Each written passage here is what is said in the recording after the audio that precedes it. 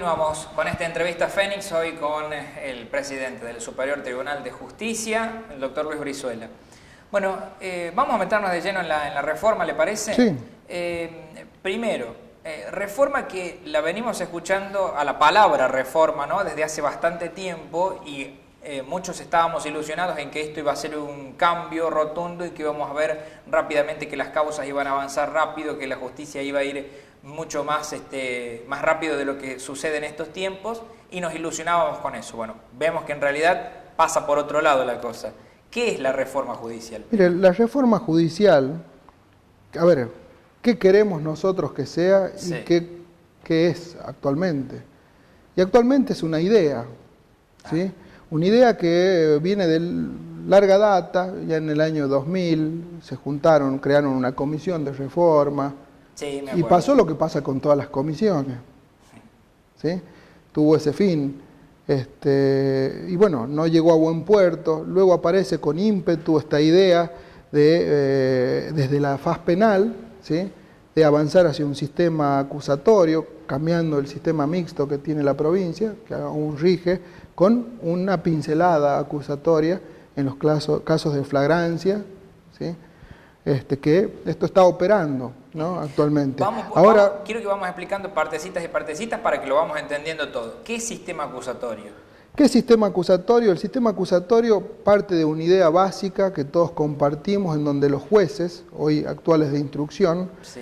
el tribunal se divide en el proceso en dos instancias, el proceso penal, ¿no? Una primera instancia, que es la actividad instructoria de la causa, en donde un juez investiga la comisión de un delito, ¿sí?, trata de encontrar los responsables, ¿sí?, y cuando tiene todos los elementos necesarios eleva la causa a juicio. Y aparece la segunda etapa, o única etapa, que es el juicio, en realidad, que es donde un tribunal juzga con todos los elementos que han llegado, ¿sí?, a través, obviamente, interviniendo el fiscal con promoción de acción penal, etcétera, etcétera, ¿no?, en la etapa inaugural, instructoria. Y finalmente condena o no, a la persona. Es el sistema acusatorio. Este es el sistema actual. El sistema acusatorio parte de la idea de dividir esta función, estos roles, porque quien instruye no puede ser a la vez quien termine participando en este proceso de enjuiciamiento que termine con una condena o con una absolución o con un sobreseimiento, ¿sí? Entonces, partiendo de la idea que la investigación tiene que estar en cabeza del Ministerio Público Fiscal. Entonces ahí aparece un otro que debe realizar la investigación, ¿sí?, y estos jueces de garantías controlar que se cumplan las garantías constitucionales en esa investigación que realiza el fiscal. Es decir, es un modo eficiente de reparto de tareas, ¿sí?, en donde se garantizan los derechos. Está bien, o sea, pasaría la responsabilidad de investigar al fiscal. Claro, y ahí vienen un equipaje de cosas que aparecen con los distintos sistemas acusatorios. Sí. Por ejemplo, uno pleno es el que plenamente pueden disponer de la acción penal. Disponer de la acción penal es decir que los fiscales en el sistema acusatorio determinen qué delitos van a investigar y cuáles no, por ser de bagatela, por ser lo que fuere. El criterio que, bueno, hay unos acusatorios plenos en donde todo se puede disponer y hay otros en donde encuentran ciertos límites en la disponibilidad de esa acción, del ejercicio de la acción penal. Entonces, en donde cuando interviene un funcionario público no puede disponerla, tiene que sí o sí actuar, investigar, ¿sí?, etcétera, etcétera. Esto, según el modelo que se adopte, ha traído algunos reparos en algunos lugares. Por ejemplo, en provincia de Buenos Aires, le comentaba hace rato un ejemplo de un accidente de tránsito en donde una familiar de una modelo, ¿sí?, termina con la vida, fruto de ir alcoholizado o con alguna sustancia, con la vida de varias personas en un accidente. Y una misma situación en donde por no tener recursos uno es condenado y el otro no, porque no se dispone de la acción penal, ¿sí?, no se la ejerce, en un caso porque se satisface el interés económico de las víctimas que quedaron vivas, no de los muertos, los familiares, Se paga a como través indemnización de un mecanismo indemnizatorio, ni siquiera porque no es una indemnización en sentido pleno, sino es una indemnización a este solo efecto, y terminan con quizás una suspensión de un juicio con algunas cosas, pero acá aparece el injusto, ¿sí?, justicia para pobres, justicia para ricos. Pero en estos sistemas de disposición también hay en algunos casos, como por ejemplo, tan amigos que somos de mirar a Norteamérica, miremos cómo funciona en algunos aspectos. Cuando usted dispone de la acción como fiscal, está ejerciendo política, ¿sí? Está determinando que sí y que no.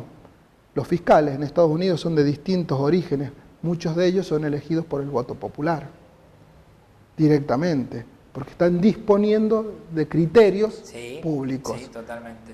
¿Qué delitos voy a perseguir y qué delitos no? ¿Qué delitos voy a tratar de resolver mediante acuerdos mediables?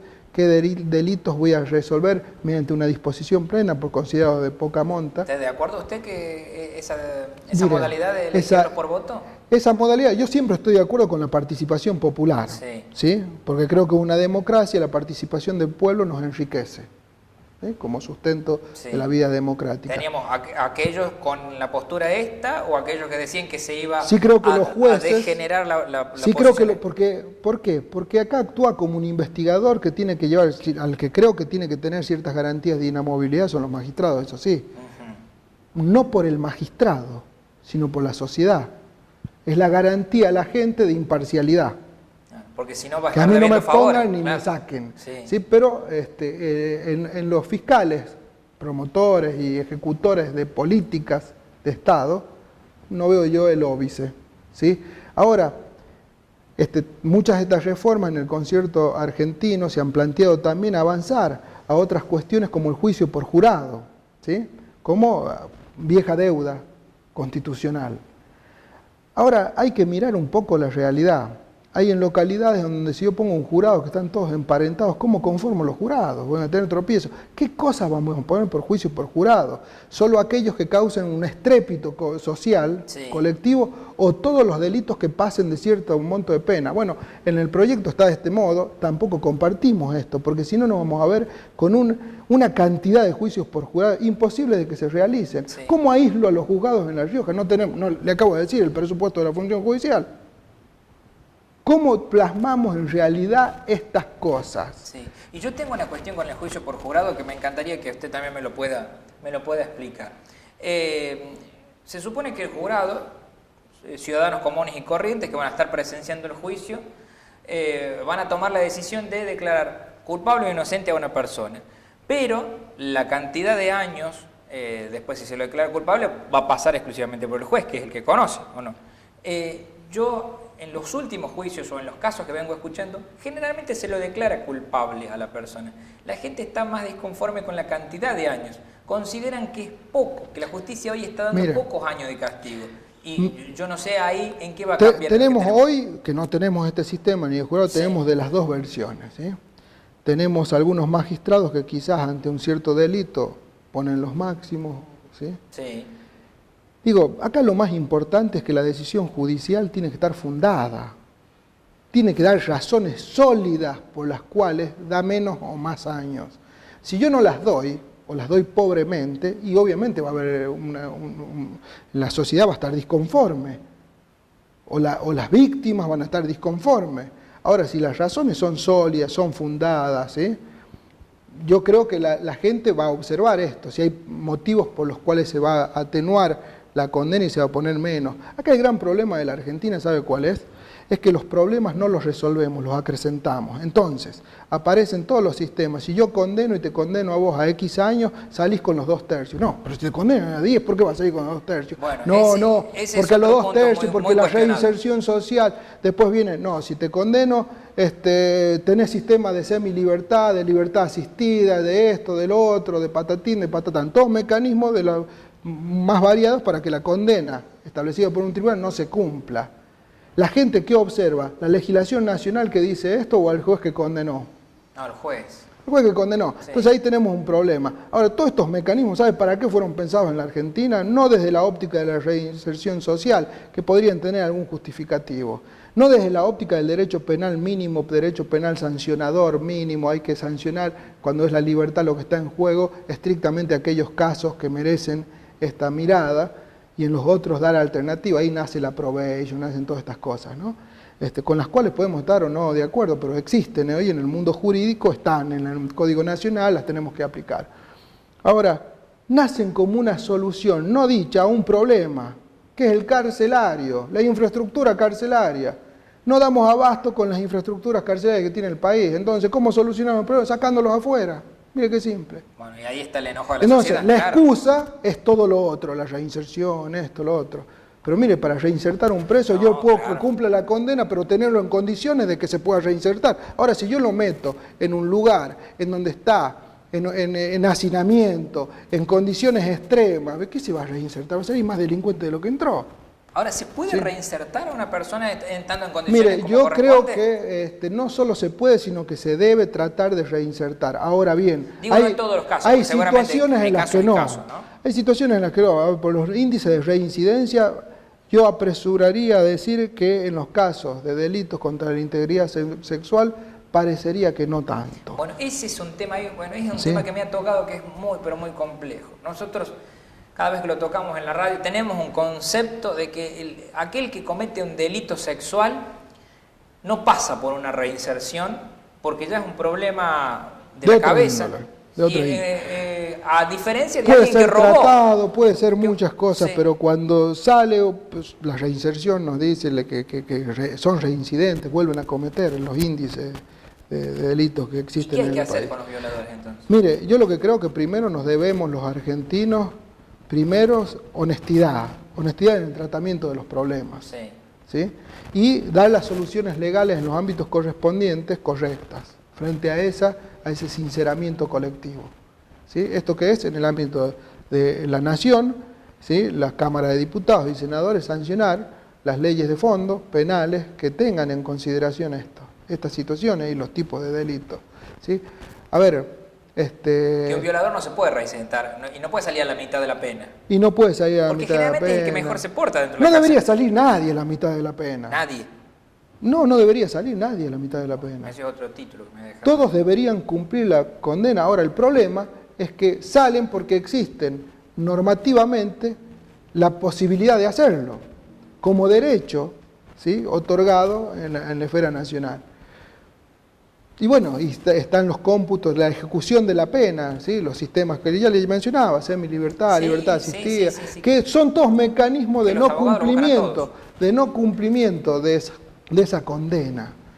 Bueno, yo creo que las condenas, las cosas son para que se cumplan. Las normas, a ver, los argentinos tenemos una norma y ya estamos buscando la forma de cómo eludimos el cumplimiento de la norma. Yo más de una vez acá, en alguna rueda de prensa que hemos hecho con mobileros de radio o que me comentaban algunas cosas, me decían, che, pero no se puede tomar nada. No, usted puede tomar todo lo que quiera, lo que no puede es conducir si ha tomado. Sí. Digamos, es la otra mirada. ¿El 840 es inconstitucional? No, yo no considero que sea inconstitucional. No considero que sea, es un reflejo de la legislación nacional en materia de tránsito que faculta a las jurisdicciones locales a realizar arrestos. Yo lo que sí creo es que falta un criterio político en el manejo de estos dispositivos. El 840 y todos los bemoles que trajo aparejado fue por los arrestos estos extremos, 30 días de arresto, perdí el trabajo. Sí. ¿Sí? Porque estaba con alguna mínima graduación alcohólica o máxima graduación alcohólica, pero no había ocurrido ningún hecho. ¿Sí? 30 días de arresto. Podía ser morigerado el arresto. A ver, no te devuelvo el vehículo, no te vas en el auto, no te permito manejar, pero ahí está en la ejecución. Quienes ejecutaban los dispositivos estos creo que lo hacían con un criterio de razonabilidad bastante laxo, por no decir inexistente. ¿Sí? Entonces ahí vienen los Y problemas. aquellos detractores hablan de que un comisario no puede convertirse en el juez en que te manda a la cárcel. A ver, sin duda, pero eso es motivo de otra reforma. ¿Sí? Una justicia... Miren, primero, hay un criterio errado en la comunidad, ¿no? En el colectivo, desde lo pequeño. Vamos a un acto y decimos vamos a participar del desfile cívico-militar. Y es la policía la que desfila. A veces desfila el ejército, pero es la policía. La policía no es militarizada, es civil. Tienen armas, tienen policía de seguridad, pero es civil. El concepto de la policía de seguridad es civil, es la administración pública. Sí. Digo, pero y esta incorporación cultural, Porque sí, culturalmente los cuando lo vemos, policías se sienten casi militares, sí, ¿no? no, Y con cuando una lo vemos autoridad. a un policía sin el uniforme está de civil, decimos nosotros. Porque Claro, tenemos incorporado como es que un cuando civil está- uniformado cuando para está- poder distinguirlo socialmente.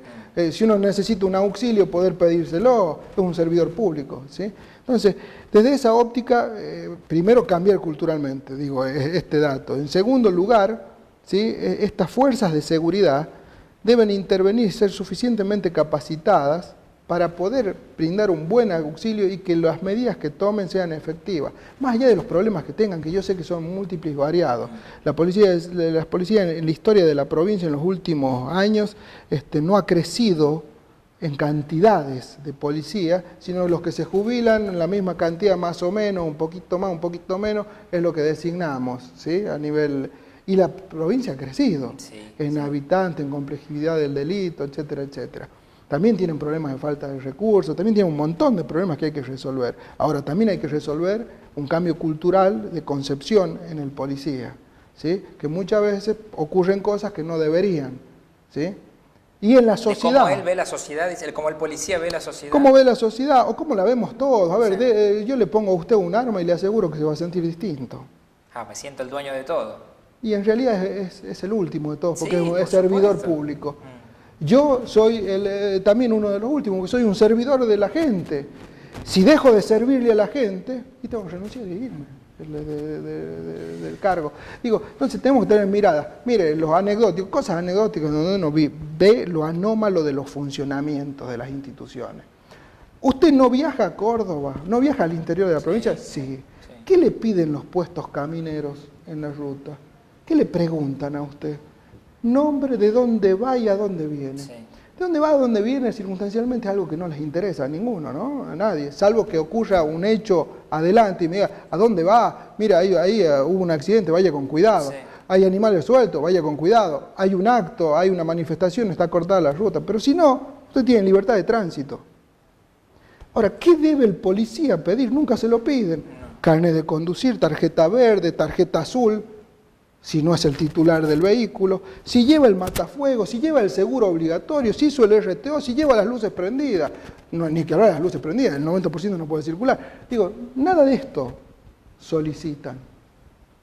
Yo pensé que me pasaba a mí nomás. Y a la vez, No toqué a todos, solamente a dos. tener una observación por si hay alguna comisión de un delito. Si va un menor, pedir los datos del menor, la documentación respaldatoria. ¿Quién es este menor que va con un mayor? ¿Es usted el padre? Sí. ¿Es otra persona? ¿Por qué? Porque tenemos problemas de trata de personas, ¿sí? Tráfico de niños, en toda la Argentina. Y serían eficientes los operativos cerrojos, etcétera, etcétera, si se hicieran los controles de esta forma. Ahora no, yo le miento el nombre, le miento el destino, le miento todo y vaya para allá. Según la cara del cliente será. Bueno, algunos tenemos cara de prontuario y otros no. Y otros no.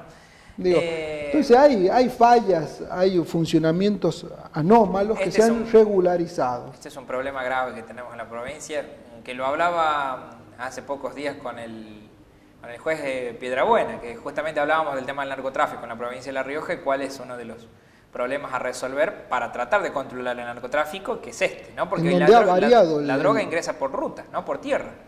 Mire, ingresa la droga, desgraciadamente antes siempre decíamos La Rioja es una provincia de paso. Sí. Mentira, ya no ha dejado de ser hace rato. No, para nada. Pero han cambiado las formas del tráfico.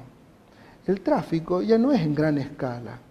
Cada consumidor se transforma hoy, como está planteado globalmente el tráfico de estupefacientes, en un transportador y un vendedor y un distribuidor. ¿Sí? De pequeñas cantidades, de pequeñas dosis. Otra realidad que a nivel nacional no la estamos queriendo ver. ¿Sí? Pero existe esto. ¿Y dónde la vemos más alarmantemente? Y bueno, en estas fiestas electrónicas, cuando aparecen los problemas y causan un gran estrépito.